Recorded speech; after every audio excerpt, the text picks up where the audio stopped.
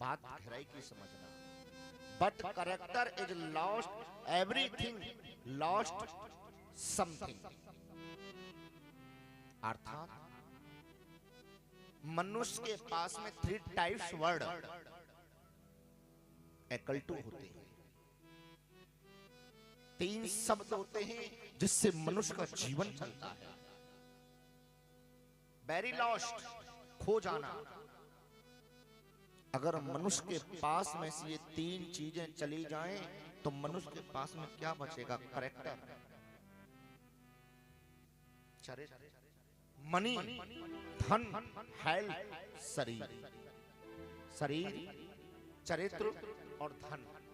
अगर 3 चीज चले जाएं तो क्या कुछ शेष बचेगा? नहीं बचेगा। भगवान की कथा हमें संकेत देती है कि मनुष्य को 3 चीजें संभाल करके रखनी चाहिए। धन, चरित्र और शरीर।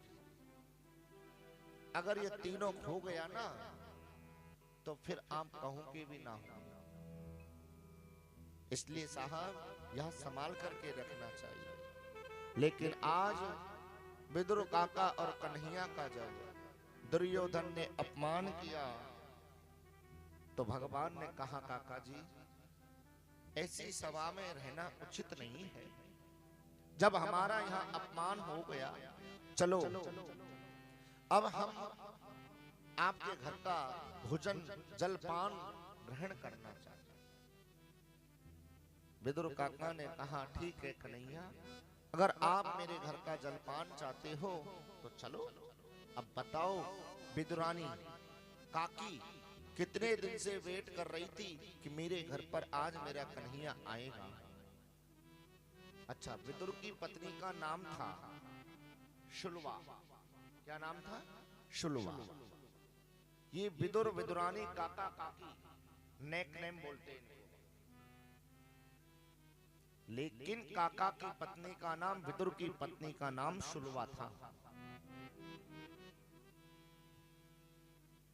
अब सोचो शुलवा कितने दिन से वो इंतजार कर रही थी कि आज मेरे घर पर मेरा कन्हैया कृष्ण आएगा।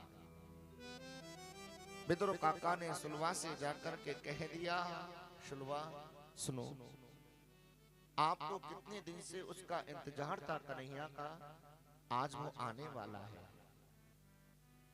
अरे विदुर जी आप झूठ बोल रहे हो। नहीं नहीं, मैं सच कह रहा हूं, पर एक बात सुन लेना, जो कन्हैया है ना वो भतीजा ना है हमारा, वो भगवान है साक्षात, वो कृष्ण है वो। इतना कह करके विदुर काका स्नान के लिए चले गए और भगवान श्री कृष्ण शुलवा के घर पर पहुंच गए। और जैसे शुलवा के घर पर पहुंचे तो उस समय विदुरानी निहार रही थी कि कन्हैया आएगा, अब मैं उसको बैठाऊंगी कहां। देख मेरा घर ये कितना गंदा पड़ा है, बैठाने के लिए कोई स्थान तक नहीं है, अब बैठाऊं तो कहां बैठाऊं। भगवान श्री कृष्ण ने कुंडी को खटखटा दिया। शुलवा जी बड़ी विचलित हो गई, दौड़ करके दरवाजे पर पहुंची तो भगवान कृष्ण के दर्शन पा लिए। और जैसे भगवान कृष्ण के उन्होंने दर्शन पाए तो शुलवा जी की आंखों से आंसू आ गए।